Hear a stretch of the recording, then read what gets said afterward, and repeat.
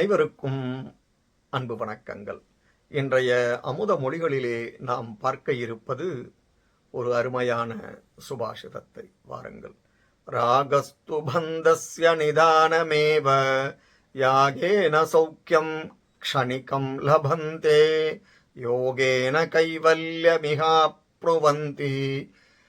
யோகம் அவலம்பஸ்வ ந ராகயாகோ ராகஸ்து பந்தஸ்ய நிதானமேவ யாகேன சௌக்கியம் க்ஷணிகம் லபந்தே யோகேன கைவல்யம் இக ஆப்னுவந்தி யோகம் அவலம்பஸ்வ ந ராகயாகோ.